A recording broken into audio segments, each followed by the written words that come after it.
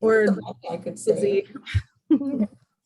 Okay, this meeting was called mostly as a transition from, we had been in a planning phase previously. We are not quite into what the new chip phase is, but we didn't want to lose the momentum of what we had going here and wanted to provide this space and time, if it's useful to folks, as you know, a way to synchronize and calibrate what we're doing, and if we need to update what we're doing. Or so I've listed a few things on the agenda, which you guys might have. Would it be useful for me to throw it up? I don't, if it's easier to be seeing each other while we're talking, let me throw it up quickly and then we'll zip back.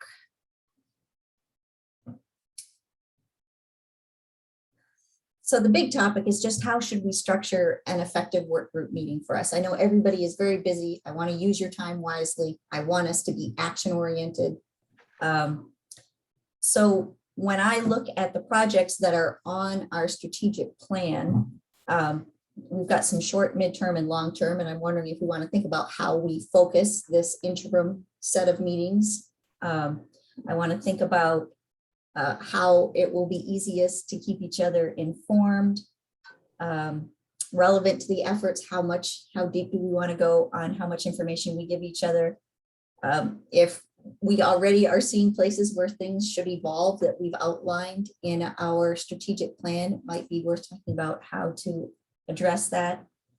There is this question out there of ICG having, I want to say it was called maybe a children and families group. And I'd like to make sure that we're integrating or dovetailing rather than duplicating any work that's happening on that group. Wanted to figure out how much of or how often what our meeting cadence should be. And then if there are any other topics that you think belong under this general, how can we structure this meeting effectively? And I'll open it up to see if anybody else has thoughts of discussion items they'd like to add to that list. Okay, all right. So let's just first do a quick go around, and if folks have updates or questions that they'd like us to find answers to, then let's get that out on the table first. And I'll start with Tanya. Tanya, do you have anything you want to update or ask of this group?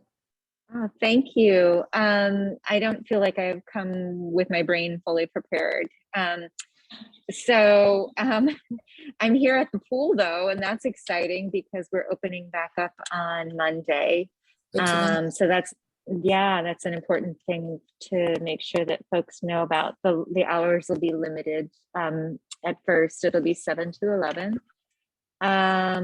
I'm sorry, you might need to come back to me because I just don't quite have my thinking cap on.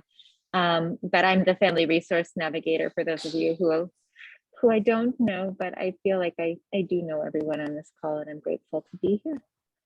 Can I just clarify, is it Monday through Friday or Monday and Friday, the 7 to 11? It's Monday through Friday.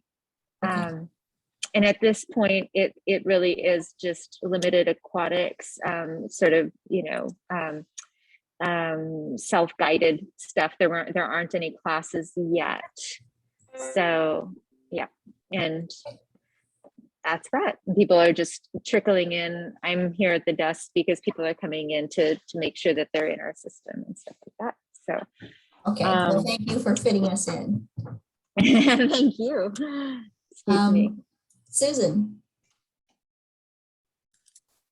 So I'm Susan O'Brien, nurse practitioner at the school-based clinics and also at the main sexual and reproductive health at the health department.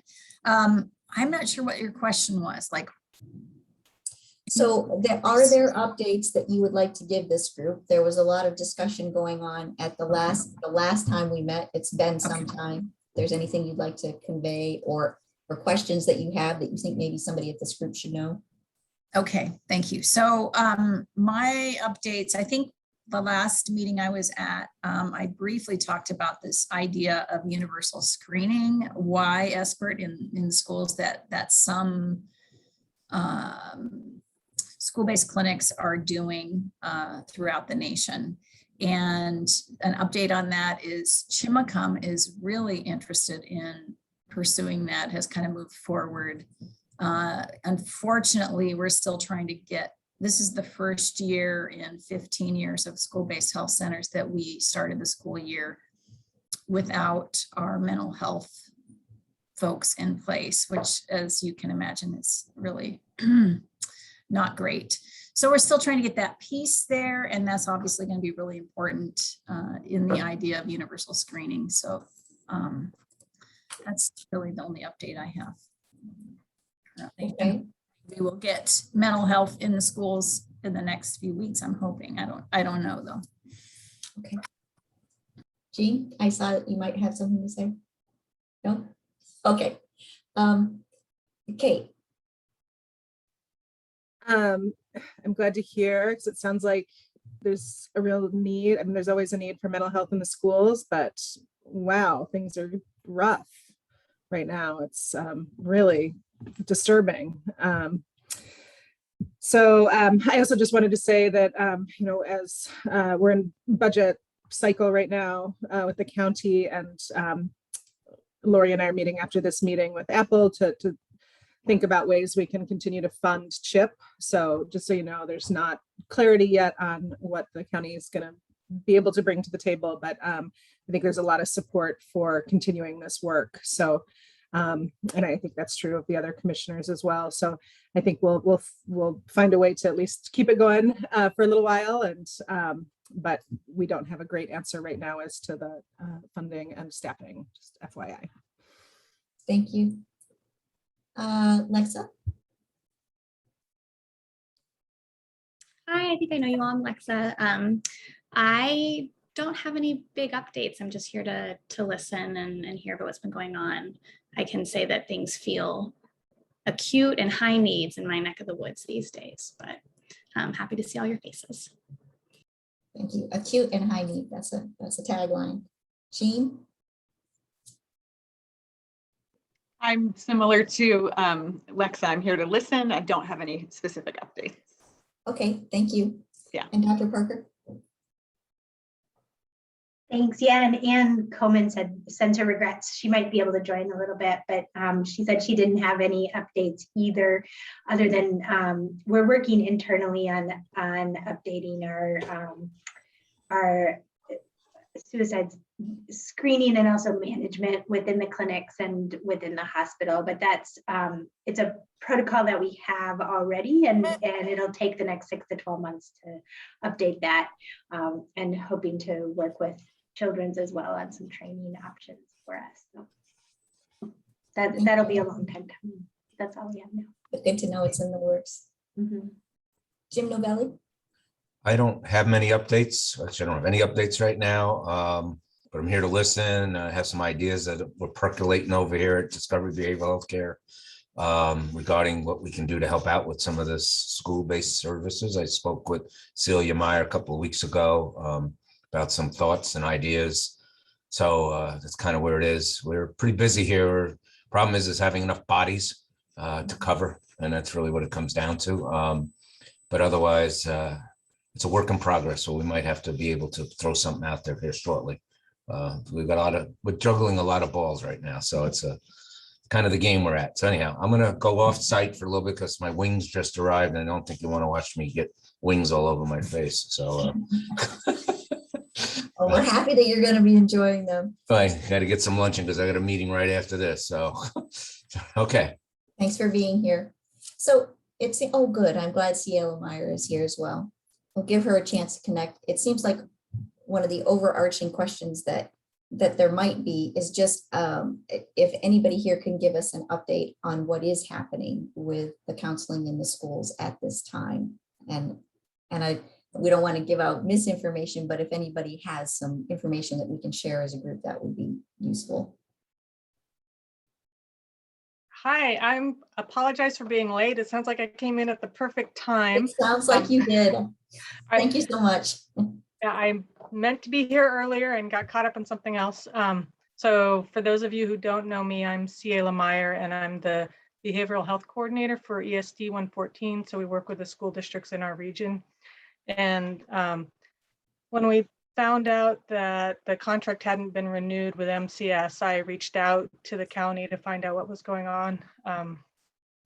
And the result of that is that Anna and McHenry reached back out to us and actually requested or asked if the ESD would like to take that contract on.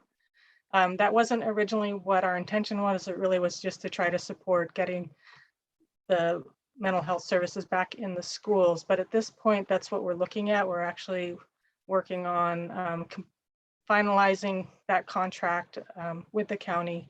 And we've been in contact with MCS and with DBH just to kind of stay transparent. And I mean, unfortunately for us, we're not in a place where we have the providers already hired. So we would be subcontracting, and our hope is to keep any therapists that are already in the school and add additional days as possible, and then hire individual licensed therapists for any other positions. But we also know within the state that there's a gap in need versus who's available at this point in terms of providers. But I have been speaking with all of the school districts just to let them know, where we are at in the process and what it looks like the allocation would be based on what the prior allocation was. And we're hoping that we can maintain that same allocation, but because of costs, we may have to look at adjusting it slightly, but we're attempting to keep the same allocation. And can you tell me, do we currently have some small bit of services happening? Can you tell us how that distributes in the different school districts? Yeah, so in Quilcene, the school district contracted one day with somebody, so that's through their funding.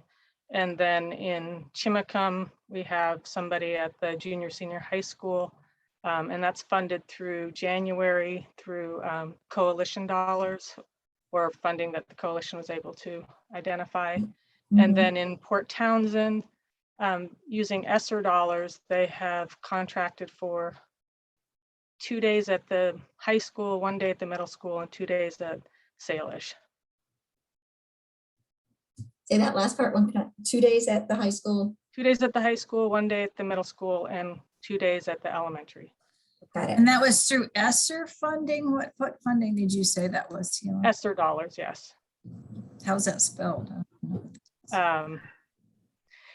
ESSER. I don't even know what that stands for right now. Okay. It's the COVID emergency dollars. Got it. Yeah. And so, because of location, Port Townsend School District and Chimacum School District had different allocations in terms of the amount based on how they determined location, and fund. I mean, I don't know how that allocation is worked out, but there is a different amount, even though the school districts have similar numbers. That was my question, Ciela, is that Chimacum couldn't do the same thing while we're trying to figure out. Right. So I just spoke with Superintendent Mock 2 days ago to talk about the allocation and looking at what Port Townsend was doing, and there's a difference in in the amount of the allocation that they received in terms of financial support, and they were using that money for other things too. So they weren't able to do it. Go ahead. Can I just say, Ciela, I'm so grateful that you guys were willing and able to step in. And I know that it was probably a big pivot on your end. I know there was a fair amount of anxiety here, mostly with Commissioner Eisenhower, but just really, really grateful that you're able to do that. I know it probably wasn't easy to pivot that quickly. Well, and thank you. I appreciate that. And, we're happy to step in and support. I mean, the part of my role is to provide increased access to behavioral health support. So the fact that we are actually losing support in the school at a time when it's most needed was quite disturbing. And, unfortunately, as an ESD, there's a bit of we're a bit of a bureaucracy. So the cogs move a little bit slower than we would like. And so it's just taking a little while, but we're happy to take it on. We were just trying to see if there was a more streamlined way to do this, or even where the funding would be more streamlined to the schools, but that isn't what the county wanted to do. They liked having the ESD take over the contract because we do have that historical and ongoing relationship with schools and understand, how they work. I know that the relationship between the school districts and MCS has been very positive over, the last several years. And, and obviously we would like to support and encourage and develop that relationship more strongly with DBH as well, as it works for everybody. But, we're happy to take it on and make it work if we can get the mental health needs back in, met back in the schools. Jean? I don't know if it's helpful or not for me to share what Jumping Mouse is doing in schools right now. Oh, I apologize. I left out Jumping Mouse. Yes, oh, that's please okay. do. Yeah, I guess when we're thinking about what is needed, and we provide a very different kind of therapy than what MCS was doing. So I wouldn't say that it should be either or in the schools necessarily. If we had all the funding in the world, I would want both in the schools. But right now we're at the Chimacum Primary School, and we're also at Brennan, and we work with kids ages 2 to 12. But so we're working with kids at the primary school and kids up to 12 in Brennan. We are able to see 8 kids at each location. But because we do long-term therapy, we don't have a really high turnover for those kiddos. So we often get take in some very high needs children and high needs situations, but then we're working with them for quite a while. We have funding through 0.1% or the Behavioral Health Advisory Committee for what we do in Brennan. We have a grant that we got for what we're doing in Chimacum, and we're planning next fall to build out a therapy room at the elementary school in Chimacum. So we would then have a therapist there 2 days a week, also seeing 8 kids. And my hope is that, eventually the number of days that a therapist is there could grow so we could see more kids if that was a need. But we're a slow growing organization because we like to root ourselves. So our intention is that we're going to be there for a while. But we do really long-term therapy, and we don't really do like cognitive behavioral therapy. So that's kind of a separate branch from what MCS does. Thank you, Jean. Susan? Yeah. So I wanted to ask you, Jean, because I was part of sort of grant funding that ended up going to Jumping Mouse to Chimacum School, and it had to do with supporting teachers and staff with, trauma informed. Is that happening, or where is that? Thanks, Susan. I forgot to mention that. So we have been doing that in Brennan now. We're starting our 4th year, and we are also doing it in Chimacum. So the first year, the person that we had hired for that role ended up not being able to do it. So the school counselor led one group. There are groups that are basically trauma informed, talking about how to build relationship and help kids who've experienced trauma. Again, really different than the rewards and consequences approaches, which are often in schools right now and work for lots of kids, but a lot of the kiddos we work with, those approaches don't work for them. So we are now doing 2 groups, one at the primary school and one at the elementary school in Chimacum for paraprofessionals. And I think all paraprofessionals are participating. And then in the winter, like after winter break, we'll offer another group in each school for teachers. And if we have the capacity, we would offer groups for all teachers. I'm not sure that we will, and it might be more of a volunteer basis there. So that's where we're at. Our plan also is to continue that into into 2022 and 2023. I've also been talking with administrators in Chimacum and in Brennan about whether or not they would want to participate in an administrators group talking about looking from a trauma-informed lens at systems and interventions that are used at school, and they're all interested in it. So that is on my mind. I just have to find the right person to do that. So thank you. That's a lot of good work there that's gestating. Denise, I know that you just came in and I want to give you just a bit of background before I have you give any updates that you have. Cielo was able to give us an overview. Hi, excuse me, my meeting folks know that I'm, And I think you might have other updates. I know that when we last met, there was a lot of discussion about offering courses that would help both adults and kids sort of know how to navigate conversations around suicide prevention. So in terms of what the coalition was doing around mental health promotion and suicide prevention, we had gotten together with Dana and Donna from DBH, and then Ciela and Julie Canterbury and Lindsay Scalf, and had a conversation about how we wanted to approach the schools. And we had decided that we would use a list of evidence-based programs that Ciela collected. And then we would go to the schools and ask them if they wanted to use this list and select the same program in all of the districts. And so to that end, Greg Brotherton and I went to the joint superintendent's meeting, and we presented that idea to the joint superintendents. And they were all 100% on board that all 4 school districts wanted to do the same thing, whatever it was they chose. And so they have put that on their next joint board meeting agenda to be discussed and to be chosen. And then we told them that once they chose a program that they wanted to implement in all 4 school districts, that we would go after funding to fund it. So that's where that stands right now. I was just trying to catch up with emails I needed to send. I had a whole bunch of to-do action items after a meeting yesterday, and that's why I was late. So I was just getting to sending that email to the joint board. And so what I'm going to send in the email is the list that Ciela collected and created, and then a brief narrative to remind them. And so we will let you know how that goes. But I'd love hearing, Jean, what you guys are doing.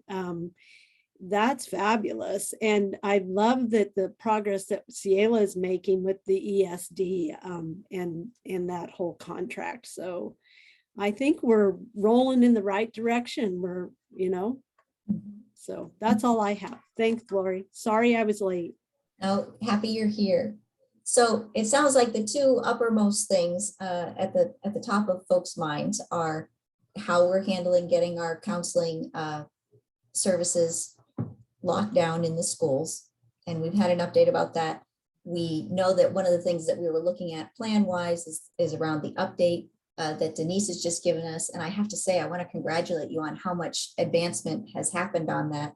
Just getting folks to agree in 4 school districts is huge. And it sounds like the next steps now are, it's just a matter of dogging it through the traps.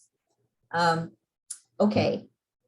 I think next we should look at what do we want to try to accomplish in this meeting going forward? How often should we have it?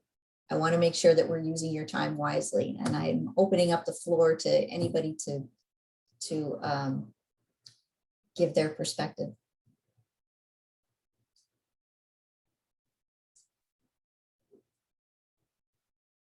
And if there is no perspective, we could say that this is a half-hour update.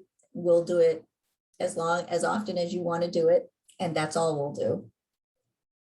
Yeah, and I mean, I don't have a particular perspective. I do want to stay involved in this, and maybe I could use this time to let everyone know that I have accepted a promotion within Jefferson County Public Health, and I will be moving to the Community Health Director Division, Community Health Division Director position on November 1st. So I will no longer be the Empowered Teens Coalition coordinator for the Chimacum School District, but we will be rehiring for that position, and I still will be in a position to support and direct and help clarify questions and funding and billing and all of that for all three of the coalitions. So I'll still be helping, and I will still follow through on this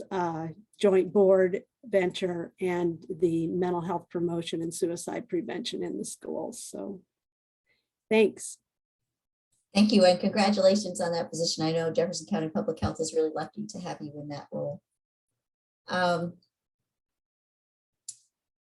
So I am summarizing to say we're going to meet once a month, once a quarter to give each other updates. What would be most useful to this group? Happy to chime in. I think, once a quarter would work well for me as far as,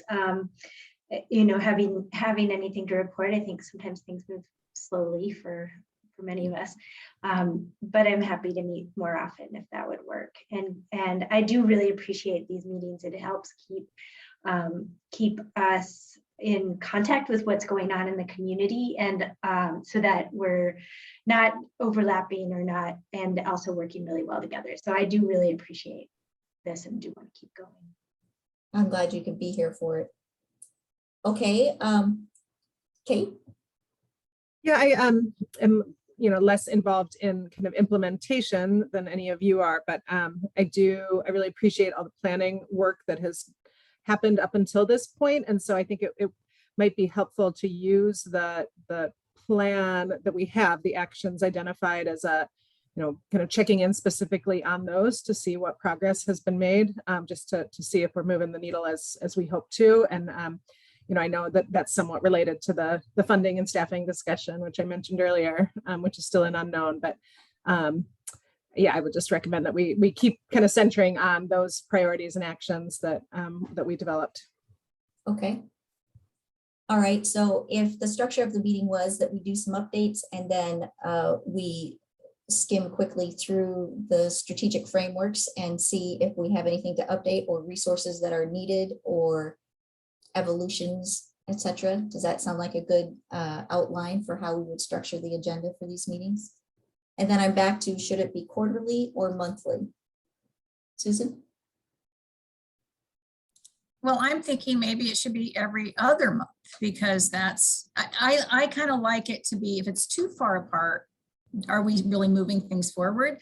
But once a month, I mean, I agree with Molly that can be kind of frequent. So I don't know. What do people think about every other month? Every other month. Those who say yay. All right, every other month it is. Would it be useful to just pull up that strategic framework and look at that together quickly right now? Okay, 1 minute. Let me just get that.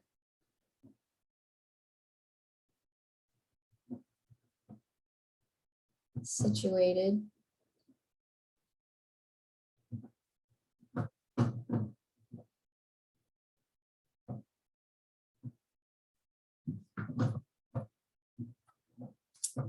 Let me see if I can make this a little bit bigger.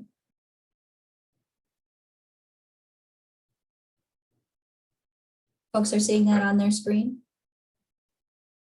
Okay. All right. Sorry, bear with me as I just get screen situated here.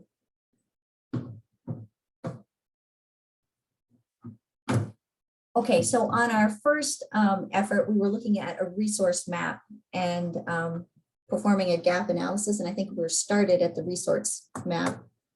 I know that we have it up. There is a link to what is in progress. I think the only thing I believe I'm missing right now is just actual contact information for the folks at Jefferson Healthcare. But outside of that, I think all of the resources that we all know about are there. Are there any other thoughts or updates to that somebody wanted to add? Okay. Hey, Lori, you still haven't gotten that data from Jefferson? No, somebody went through and said, yes, this is okay, but it didn't actually, I didn't get any more information, which is just the, how do I reach the people that we have listed on this? And it might be something around not wanting to have that information out there on a website. I don't know if there's some reason why it's not there, but that hasn't been clarified yet. Okay, I'll check on that. Thanks. Okay, great. And in the notes for this meeting, I'll include a link to that in progress resource listing. Then, oh, there we go. I'm looking at these. If anybody has updates on the family navigation aspect, augment the ongoing family navigation. Is there anything new or needed in terms of resource? I'm looking for Tanya. Did she end up leaving the meeting? Maybe. I think Tanya is our person who would know more about that than I do at this point. Going to the next page. Bring in ESD to help assessing Jefferson, to help assess our action plan to reduce youth suicide. I don't know if that has been done formally, and I'm not sure who will do it formally. We have Empowered Teen Coalition and MCS Counseling. I'm not sure if those are the same responsible parties that should be on that, dedicated to that task. Well, when we created that with John, Ciela wasn't at the meetings yet, and so we didn't want to put Ciela's name down because she wasn't there, and we didn't want to voluntold her or voluntel in the present tense. So we didn't put her name in there. And I know, Ciela, that you have already done some work in Port Townsend School District, and I believe that this activity is associated with this progress that we're making with the joint board. So I don't know if any of that is helpful, what I've just said. It is helpful. We've made progress. That's good to know. Yeah, I don't know what you had in mind when that was put together. What I can tell you is that I worked with Port Townsend School District last year as they were updating their procedures around suicide prevention and intervention, as well as provided an all-staff suicide prevention or really early intervention training at the before the school year started. And then in Quilstein, we also had one scheduled for the beginning of the school year, and that had to get rescheduled. So I actually am going on November, I believe it's the 8th or the 9th. I have to look at my calendar, but in 2 weeks, I'll be doing an all-staff suicide prevention training. And really that's this risk and protective factors, warning signs, and how to make a referral. So that's for all staff, so they know what signs and symptoms to look for, what questions to ask, have them kind of practice asking those questions, because, asking someone if you're thinking about killing yourself or are you thinking about committing suicide can feel scary, or there's still, myths or beliefs that it's, that saying that may cause someone to then consider suicide. And so it's just kind of education and making sure that all staff are comfortable with that and then know where to make those referrals and how to respond. But there's obviously more work to be done. Ciela, are you all right if I put your name under the responsible column where it's not all on you, but you're part of what will move that Absolutely, forward? yes. Okay, thank you. And I think as I'm doing the notes for this, I'm just going to list each one of these tasks and put updates underneath them so that we kind of are keeping track of where we are on each thing. Down to this, how to reach youth, how to get them engaged. I know certainly that Denise's group is working on all sorts of things on that front, but is there anything more to report or anything specific that's needed?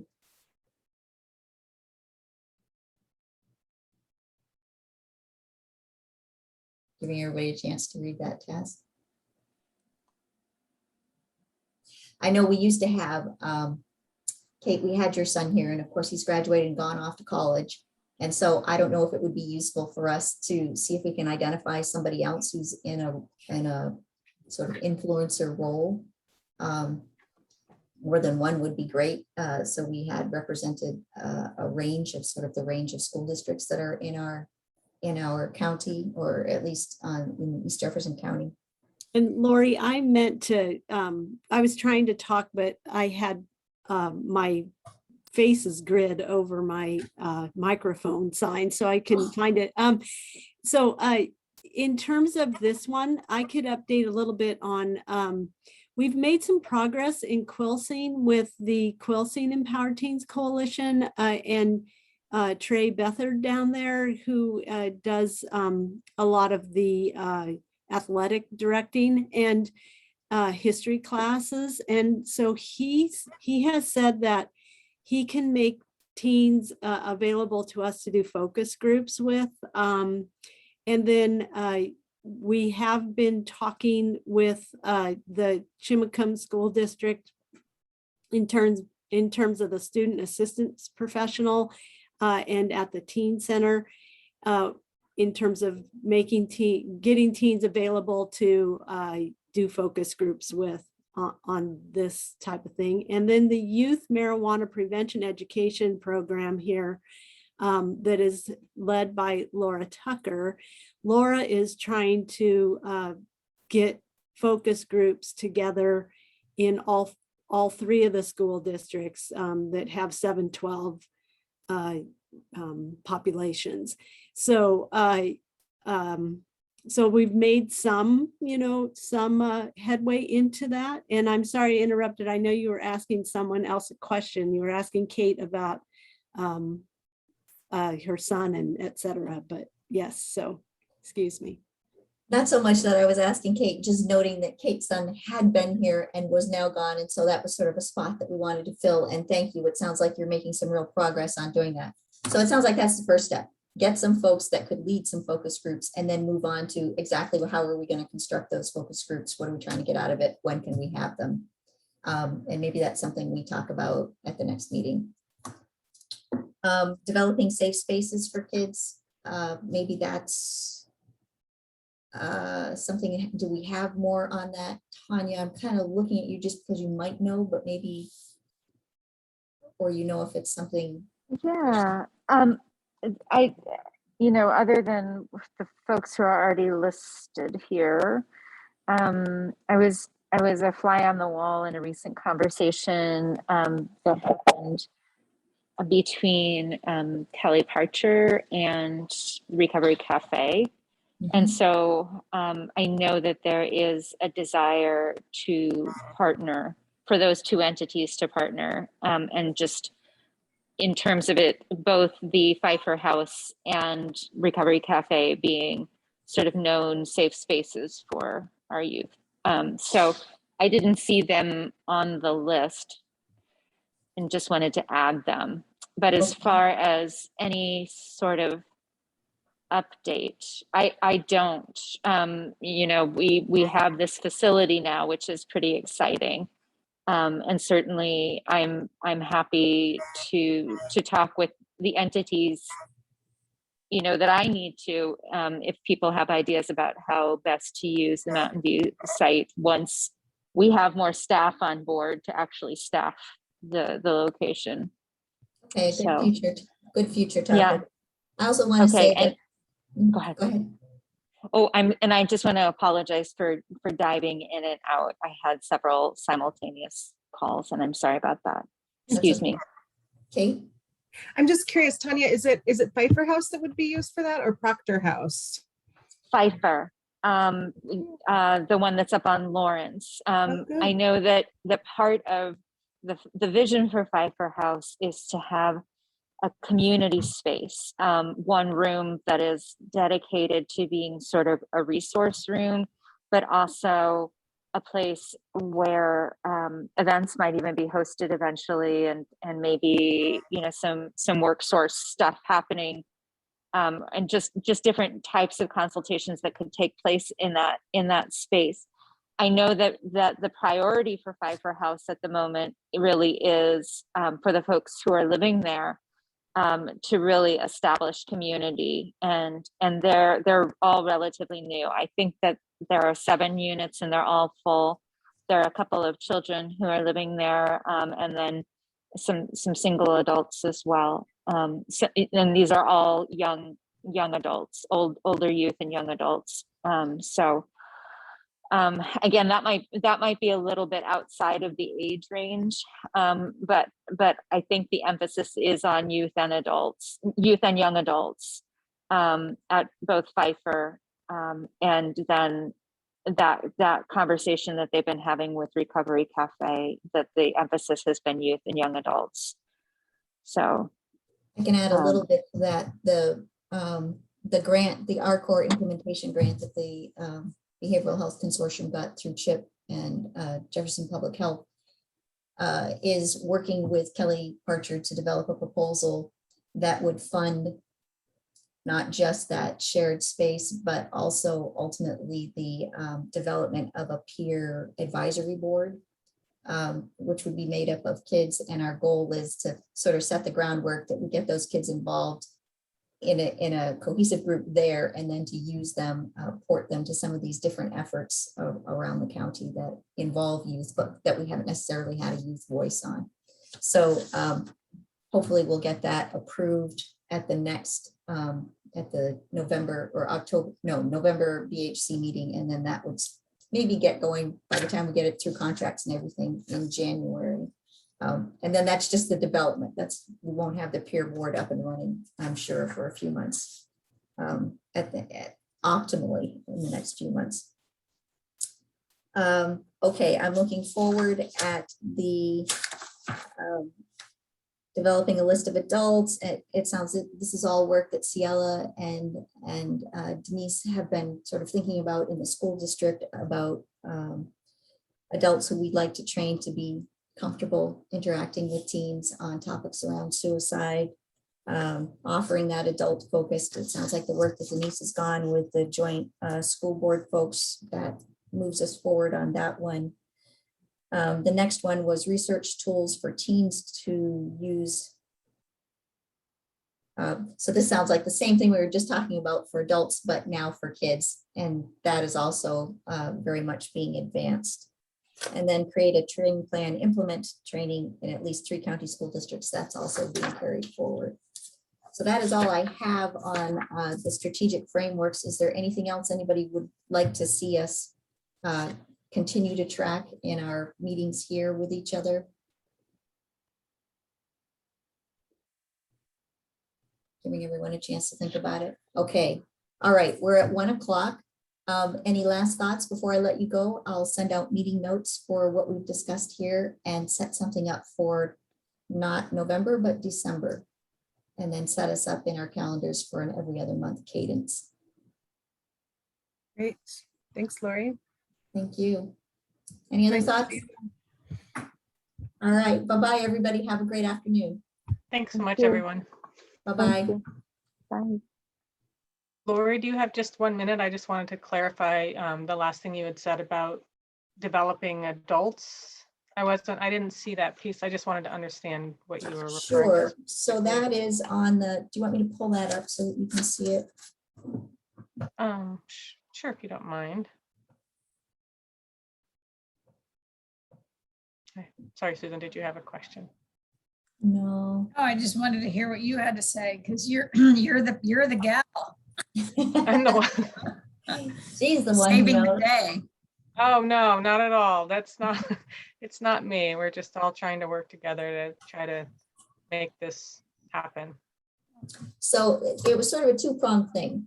They wanted to work with adults to get them comfortable in those conversations around suicide, and they wanted to work with kids and get them comfortable. So one of the tactics around getting adults comfortable was to develop a list of who those adults were and the roles, or the roles that we think we'd like to go recruit, I guess is the right word, to get them into some sort of training or standardized understanding of how they can handle those conversations well. And it sounds like that's some of the work that you're already doing. While you might not have developed a list, there's a whole lot of work going on, going out to reach adults in the school system to have that training, give them those tools. Right. So yeah, a chunk of my work is around that suicide prevention and the intervention and postvention as well, but offering and providing technical assistance and support around updating their procedures, or creating plans and procedures, and also offering trainings, and I can do that, or we can do that where it's tailored to the school district and what their needs are, but it is obviously focused around the school district versus the larger community. And it might be worth my noting that in the notes so that we talk about it next time. Okay, so Ciella's got the school folks covered. What are we doing with whatever adults are outside of the school system, but that we would want to give those same tools so that they are as well equipped with their kids? And talk about how we would go about creating that list of folks and then recruiting them to what training. Does that make sense? Okay. Yes, definitely. All right, and then I don't know if you had a question, but this is the other part where we kind of talk about the same thing, but for kids. And that is what Denise is working on, I think. Right.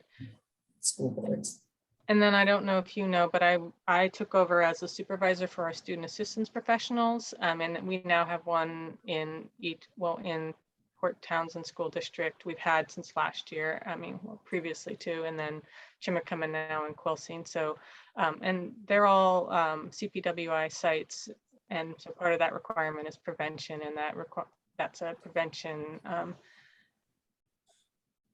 prevention leadership club, basically. And so that might be another place to tap, as well as, as the staff develops those leadership groups.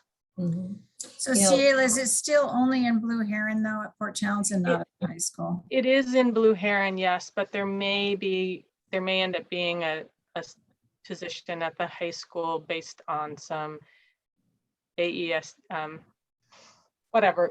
some other funding source that may end up happening in Port. We're looking at that happening in Port Townsend too. And then of course, the other part of that is just filling positions, right? So, being able to meet all of the needs with staff that are available in our area.